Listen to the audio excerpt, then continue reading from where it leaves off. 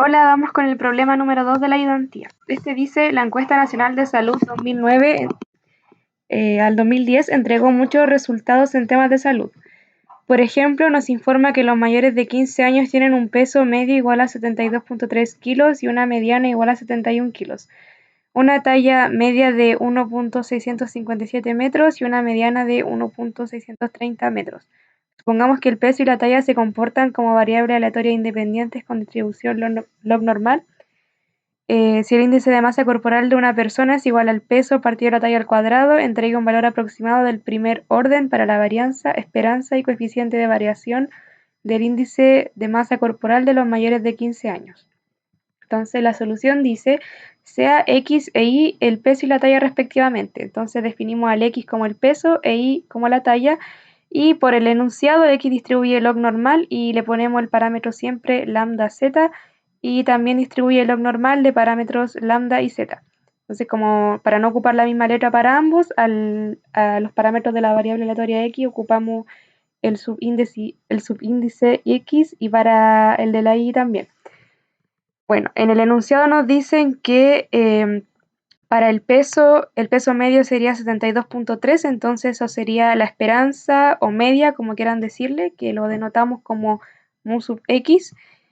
Y después nos dicen que para la talla la media sería 1.657, entonces la media o esperanza de la variable aleatoria y sería esto. Y nos dicen la mediana de ambas variables aleatorias, ¿cierto? Entonces nosotros sabemos que por fórmula el logaritmo de la mediana es igual al parámetro lambda, el log normal. Entonces, como la mediana del peso sería 71, entonces el parámetro lambda de x sería el logaritmo de 71, que es 4,2. Y el lambda de la variable aleatoria y sería el logaritmo de la mediana, que nos dicen que es 1,63, entonces sacando el logaritmo eso nos da 0,48.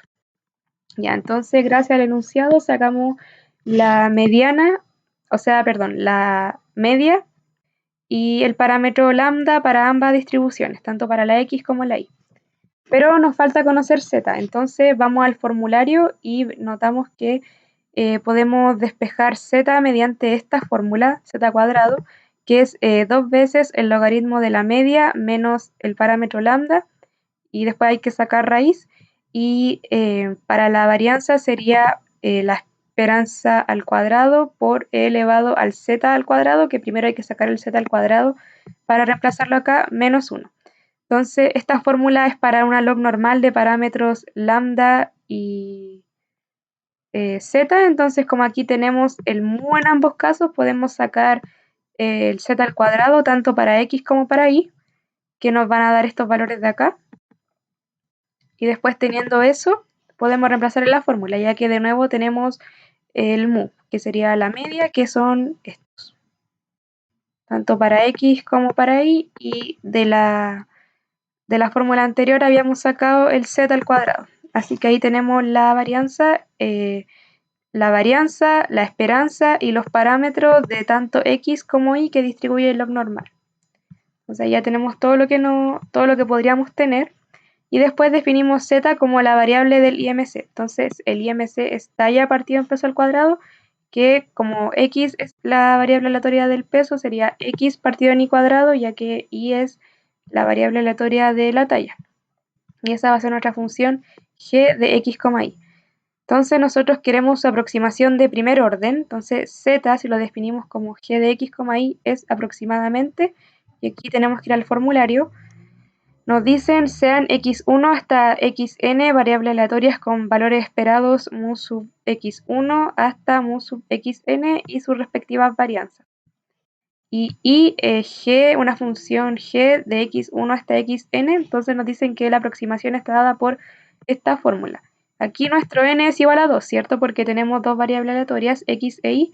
Nuestro x1 sería como x y nuestro x2 sería como y. O al revés, igual es lo mismo. Entonces nos dice que es primero la función g, que es x partido en y cuadrado, evaluado en sus esperanzas. Entonces por eso está esto de acá, el mu sub x partido en el mu sub y al cuadrado, pues más esta suma que sería hasta 2, ¿cierto?